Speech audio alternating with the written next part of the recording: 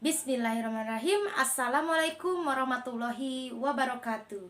Perkenalkan AA 2A dan Teteh 2B, Ibu bernama Bu Wati, yang akan mengajarkan kalian tentang SKI atau Sejarah Kebudayaan Islam, atau kalian sering sebut dengan Siroh. Nah, AA dan Teteh, di video kali ini Bu Wati akan mengulang materi tentang masa kenabian yang ada di halaman 13. Nah, boleh kalian buka modulnya yang ada di rumah. Kalau kalian tidak punya modulnya, tidak apa-apa. Kalian bisa menulis di buku kosong atau buku SKI kalian yang tidak terpakai. Oke, nanti ibu akan tulis di samping sini. Kita mulai saja. Muhammad SAW menyendiri di Gua Hiro. Pada usia 37 tahun, Nabi Muhammad SAW itu sering sekali menyendiri di Gua Hiro. Nah, Gua Hiro itu lokasinya ada di Jabal atau Gunung Nur. Jauhnya sekitar 3 km dari kota Mekah. Nabi Muhammad menyendiri di Gua Hiro itu untuk beribadah kepada Allah. Pada saat itu Nabi Muhammad itu belum menjadi nabi. Nah, Nabi Muhammad itu sering menyendiri di Gua Hiro untuk beribadah kepada Allah. Kenapa menyendiri di Gua Hiro? Kenapa harus sembunyi di dalam Gua Hiro? Nah, itu ada tujuannya, yaitu Nabi Muhammad menyendiri agar menjauhi dari orang-orang yang suka melakukan kemusyrikan. Nah, Nabi Muhammad itu rutin, setahun itu ada 1 bulan beliau menyendiri di dalam Gua Hiro.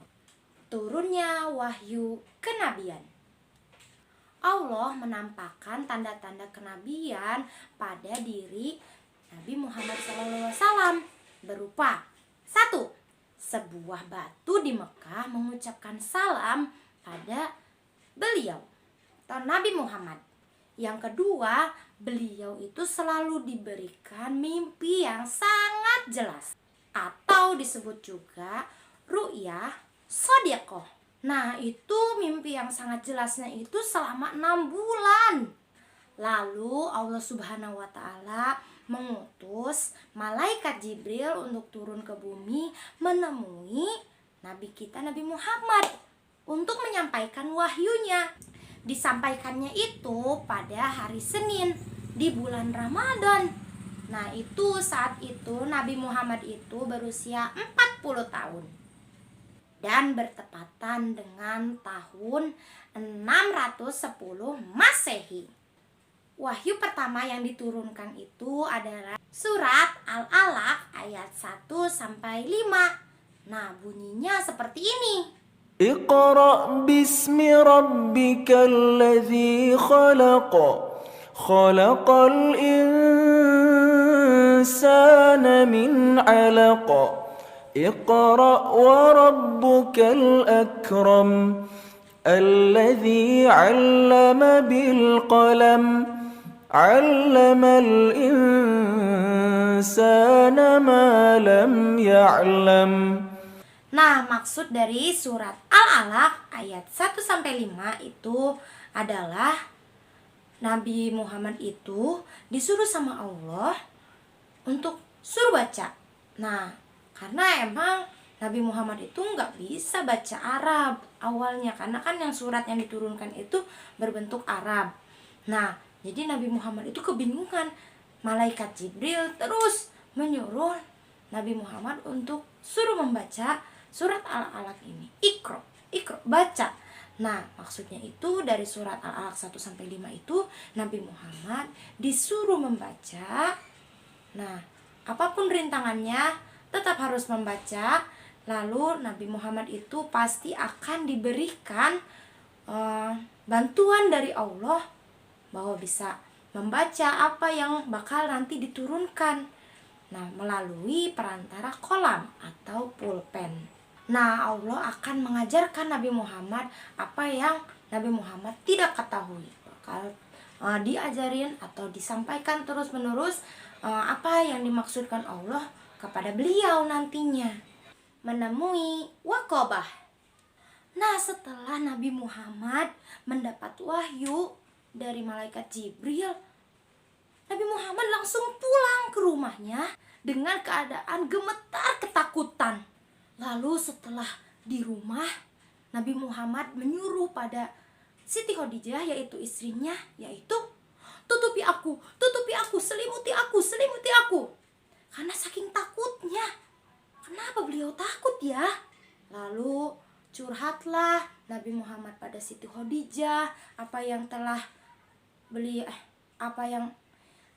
telah terjadi saat di Gua Hiro, apa yang telah disuruh oleh malaikat Jibril. Beliau ceritakan pada Khadijah. Lalu Khadijah menyarankan Nabi Muhammad menemui Waqobah bin Naufal. Waqobah adalah sepupunya. Nah, beliau itu agamanya Nasrani. Nah, Waqobah ini terkenal atau bisa menulis beberapa ayat Injil dari bahasa Ibrani. Lalu Khadijah menceritakan semuanya kepada Waqobah tentang apa yang terjadi. Lalu menanyakan apa maksud dari ayat Al-Alaq tersebut 1-5, karena jujur Nabi Muhammad pun kebingungan apa yang dimaksud, apa yang dituliskan, karena memang Nabi Muhammad itu saat itu belum bisa membaca dan belum mengerti maksud apa yang dimaksudkan gitu dari turunnya wahyu melalui malaikat Jibril. Kata Waqobah, itu adalah makhluk kepercayaan Allah. Maksudnya itu malaikat Jibril ya, yang turun dan menemui Nabi Muhammad di Gua Hiro. Nah, itu adalah kepercayaan Allah. Andai aku masih segar bugar saat nanti, dan andai juga aku masih hidup saat engkau nanti diusir nanti oleh kaummu. Jadi maksudnya itu karena Waqobah itu sudah tua. Nah, beliau itu tahu apa maksud dari wahyu yang diturunkan. Lalu dia itu pengen menjadi kaumnya mengikuti Muhammad SAW. Tapi karena fisiknya sudah tua, beliau masih berandai, semoga saja aku masih segar bugar, aku bakal mengikutimu, aku akan mengikuti ajaranmu, katanya. Jadi nanti dia itu sudah tahu bahwa Nabi Muhammad itu sudah menjadi kepercayaannya, sudah menjadi utusan dari Allah Subhanahu wa Ta'ala untuk menjadi Rasul Allah. Nah, Rasulullah pun bertanya lagi, memang aku bakal diusir oleh kaumku nanti? Lalu dibalas lagi oleh Waqobah, ya, karena tidak ada seorang pun yang membawa sepertimu. Maksudnya itu tidak ada orang yang bakal percaya bahwa kamu sudah diutus oleh Allah. Orang-orang mungkin akan memusuhimu, karena ini sangat tidak dipercaya untuk orang-orang yang tidak mengetahui atau tidak beriman kepada Allah Subhanahu wa Ta'ala. Dan jika aku masih hidup, mungkin aku akan membelamu dengan segenap raga jiwaku ini. Namun tak lama dari obrolan tersebut, Waqobah ternyata wafat, meninggal dunia. Dan alhamdulillahnya pesan tersebut sudah disampaikan kepada Nabi Muhammad, bahwa itulah maksud dari apa yang diturunkan oleh Allah kepada Nabi Muhammad melalui malaikat Jibril, bahwa Nabi Muhammad itu sudah diutus oleh Allah menjadi nabi dan rasul. Nah, itulah penjelasan dari masa kenabian yang ada di modul halaman 14. Jadi di bab ini itu adalah proses awalnya Nabi Muhammad itu mendapatkan wahyu pertama kali, yaitu surat Al-Alaq ayat 1-5 yang diturunkan oleh Allah melalui malaikat Jibril. Di mana? Yap, di Gua Hiro. Saat itu Nabi Muhammad usia berapa? Yap, 40 tahun. tahun, maksudnya itu 37 tahun itu Nabi Muhammad itu masih suka menyendiri di Gua Hiro. Jadi mulai dari umur 37 tahun itu Nabi Muhammad sering beribadah kepada Allah Subhanahu wa taala yang ibadahnya itu ada di Gua Hiro. Nah, pas waktu umur 40. Nah, pada umur 40 tahun beliau mendapatkan wahyu pertamanya. Nah, itulah materi tentang masa kenabian Nabi Muhammad atau momen pertama Nabi Muhammad mendapatkan wahyunya.